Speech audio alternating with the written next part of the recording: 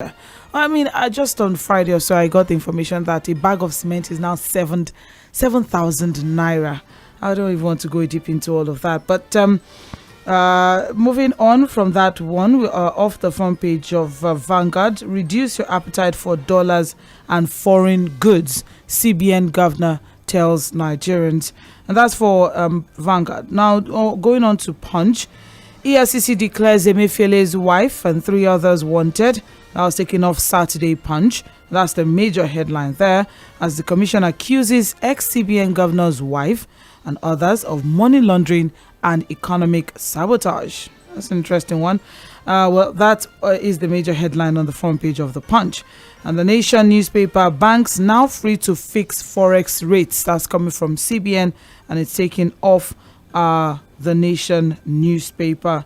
All right, there's so many other headlines, of course, but those were the major headlines for Saturday. And for Sunday, well, I think the major headline for Sunday would have been the fact that the Super Eagles lost to the Elephants of Côte d'Ivoire, but that's not even it.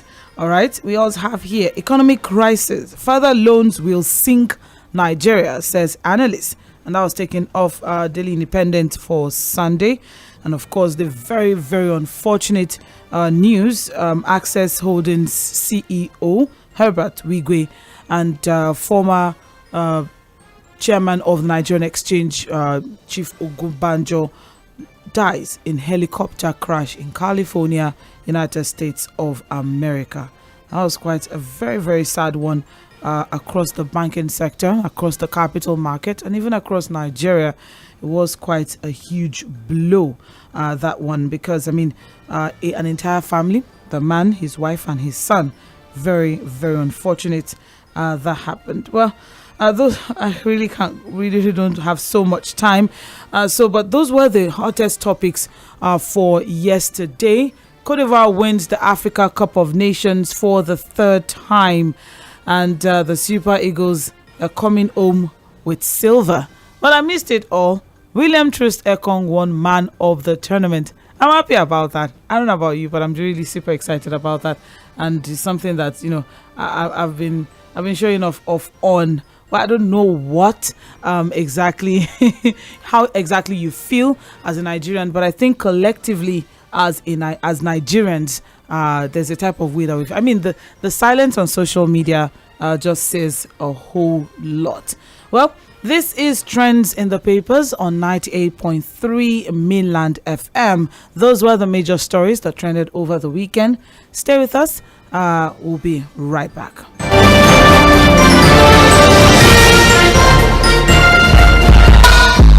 Knowledge is power. Information is key, and that is why we aim to unlock the doors of opinion, unveiling the stories that need to be told. Join Omobola Sandra and Sage Babalola on the Morning Express on Mainland 98.3 FM from 5 a.m. to 11 a.m. as we invoke the thought-provoking discussion that tackle the tough questions, challenge assumption, and give a voice to the unheard. This is the Morning Express on Mainland 98.3 FM. Welcome on board the Morning Express. Good morning.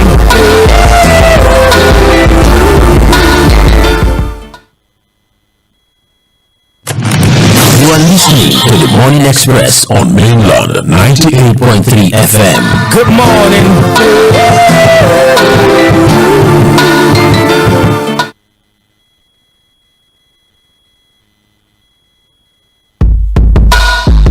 Knowledge is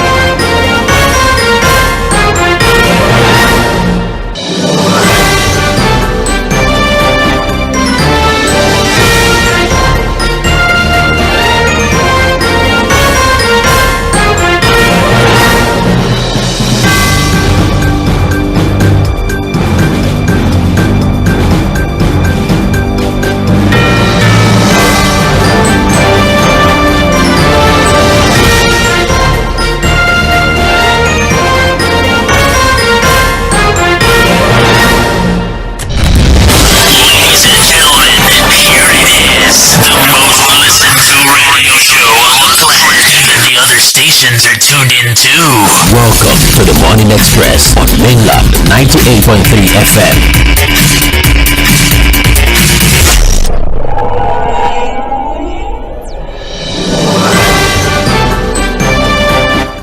All right, thank you for staying with us. It is still Mainland 98.3 FM. Just, a little hiccup there, but it is being sorted as we speak. So let us go into the major stories trending off the front pages of our dailies. We'll start with Vanguard newspaper today. Let's see what we have. The major story on the front page of Vanguard is higher prices.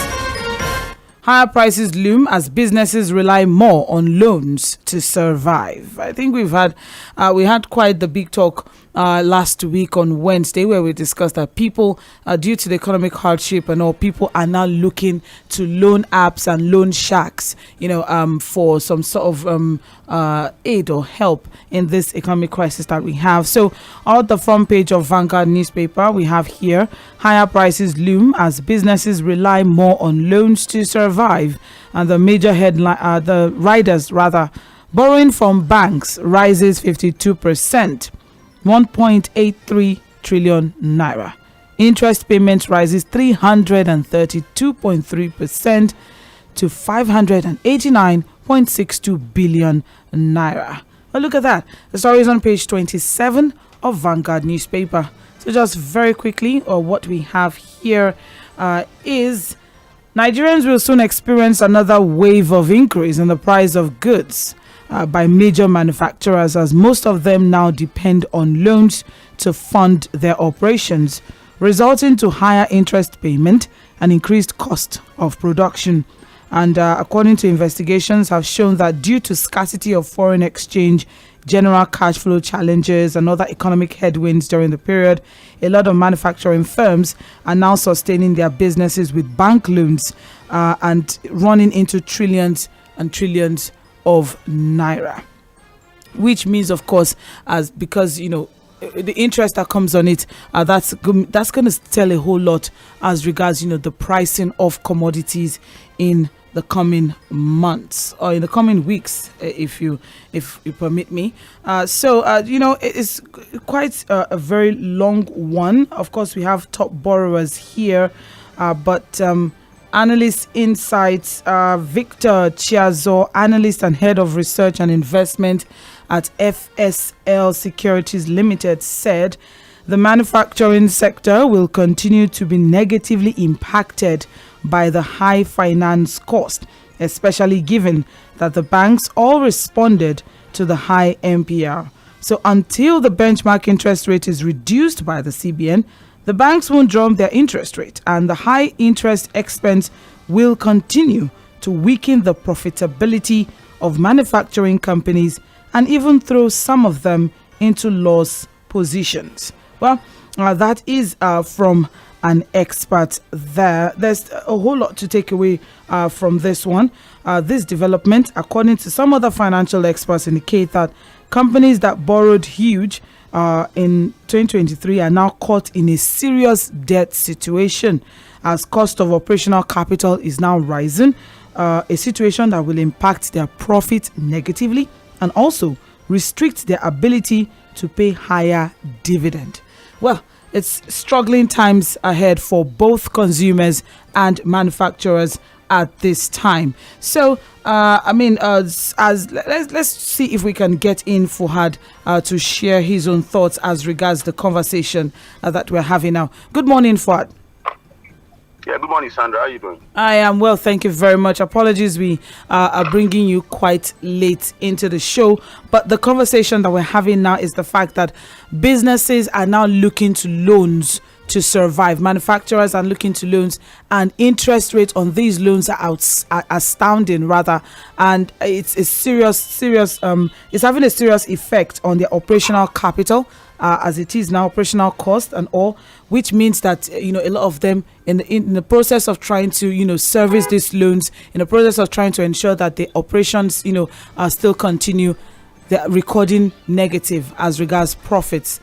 And now there's a projection that the cost of commodities, the pricing of commodities, is going to go even higher as manufacturers, as businesses are now struggling to survive?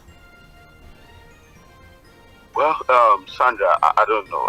For any manufacturer that is bold enough at this time to get a loan, and that must be one of the most daring things to do at this time. If you understand that almost everything is stacked against them now as a manufacturer.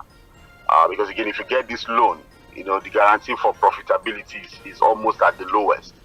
If you understand what I'm saying. Because again, even if you struggle to produce, Sandra, let's say you struggle to produce and all of that, the purchasing power of the people have been completely eroded, badly eroded. So you probably have a situation where at the end of the day, a lot of your products will remain too long in the shelves.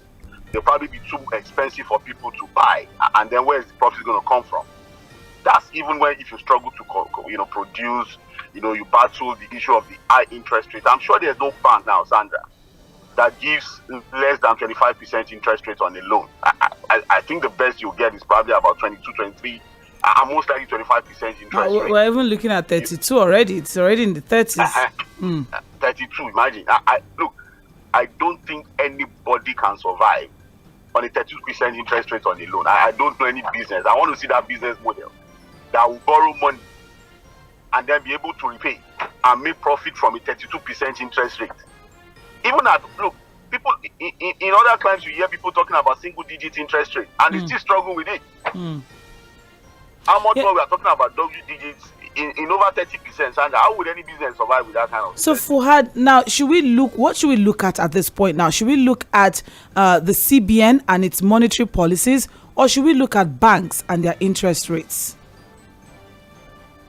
Sandra, everything has to come to the table. We have to look at everything. I think the first issue we have to look at is the cost of production, and that goes directly to how the CBN is able to quickly manage this forex crisis. If you understand what I'm saying, what are they going to do? Because this forex crisis is also the reason why a lot of manufacturers are struggling.